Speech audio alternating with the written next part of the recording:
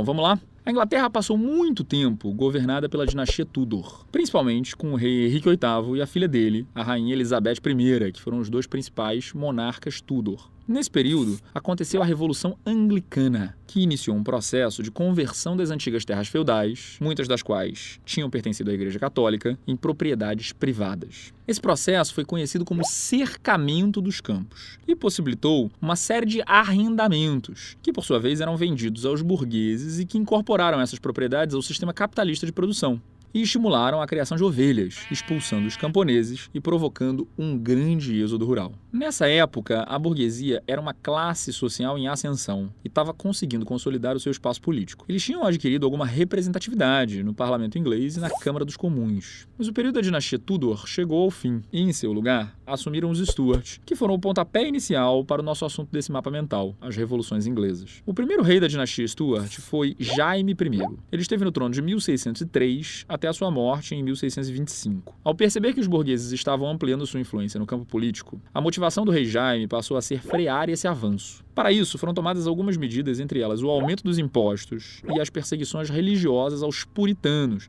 que era a religião seguida pela maioria dos burgueses do parlamento. Em determinado momento, ele chegou a dissolver o parlamento, que ficou inativo por 8 anos. O reinado de Jaime I foi sucedido pelo seu filho, Carlos I. E o Carlos I governou de 1625 até 1649. Esse novo rei tentou seguir exatamente a mesma política do pai, de perseguição dos burgueses, mas ele não tinha a mesma moral. Ele tentou aumentar novamente os impostos para arcar com os custos de uma guerra que tinha rolado contra a Escócia, mas o parlamento burguês não aceitou, como vinha aceitando, e foi aí que começou a chamada Guerra Civil, ou Revolução Puritana. A guerra entre o parlamento burguês puritano e a coroa se estendeu de 1640 até 1649, quase uma década de guerra civil. Ela ficou mais intensa em 1642, quando Oliver Cromwell, guarda esse nome porque ele é muito importante, um líder puritano, convocou a base da pequena burguesia e dos camponeses para formar o New Model Army, também conhecido como Exército de Novo Tipo em português. O exército ficou também conhecido como Exército dos Cabeça Redonda, porque eles se recusavam a usar perucas, que era um tipo comum, né, de adereço da nobreza. Nesse contexto, destacaram-se os diggers e os levelers, os cavadores e os niveladores,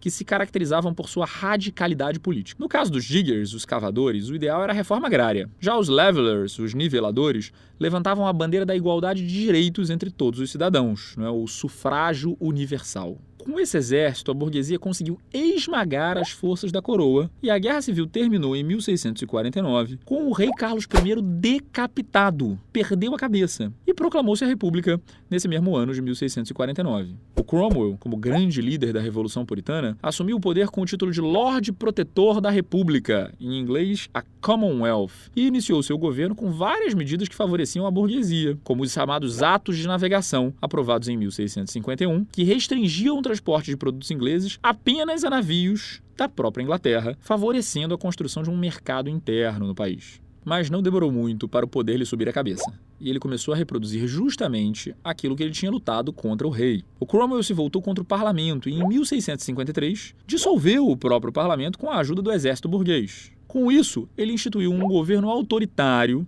que teve como característica principal a execução das lideranças que o ajudaram a formar aquele mesmo exército, os diggers e os levelers, justamente com aqueles setores que mais queriam transformações efetivas na sociedade inglesa. Em 1658, o Oliver Cromwell morreu e foi substituído pelo seu filho, Richard Cromwell, que não tinha o mesmo prestígio. Parece até que já ouvimos essa história, né? Então, novamente, as classes mais radicais da burguesia se levantaram contra o governo do jovem Cromwell e, antes que fosse instaurada uma nova guerra civil, o parlamento fez uma manobra arriscada. Convocou Carlos II, que era o filho do rei que tinha sido decapitado, Carlos I, para assumir o trono e restaurar a dinastia dos Stuart. Em 1660, Carlos II, um Stuart, assumiu o trono, prometendo respeitar os interesses do parlamento. Mas logo começou a se articular com as antigas lideranças da nobreza e tentou instaurar o absolutismo novamente. O parlamento, composto em sua maioria por burgueses puritanos, se viu novamente vítima do autoritarismo. O rei dissolveu o parlamento e reinou sozinho até 1685, no ano de sua morte. morte. Com a morte de Carlos II, quem assumiu o trono foi seu irmão, Jaime II, que tentou dar seguimento às mesmas ações, principalmente no que diz respeito ao absolutismo. Mas a história se repete, e de novo, o parlamento foi rápido, em outra manobra política para tirar o monarca do poder, dessa vez evitando conflitos armados. E foi aqui que começou a Revolução Gloriosa, que recebeu esse nome justamente por não ter tido derramamento de sangue nem morte. A estratégia do parlamento foi convocar a filha do então rei, Jaime II. Sua filha Maria II era casada com Guilherme de Orange, o governador dos Países Baixos, hoje a Holanda. A ideia era de que juntos o casal pudesse assumir o trono da Inglaterra. E foi assim que, em 1688, Guilherme de Orange invadiu a Inglaterra para depor Jaime II e apoiar o parlamento. Jaime II, sem defesa alguma, fugiu para a França e Guilherme de Orange assumiu o trono como Guilherme II. E essa foi a Revolução Gloriosa. O parlamento, então, estabeleceu uma série de novas diretrizes para os reis. E ambos, Guilherme e Maria, tiveram que se comprometer com a chamada Declaração dos Direitos de 1689, a Bill of Rights. Essa declaração limitava a ação dos reis de modo a impedir qualquer retorno ao absolutismo. Os reis passaram a ter o poder restrito e o poder de decisão política se concentrou no parlamento, formando assim uma monarquia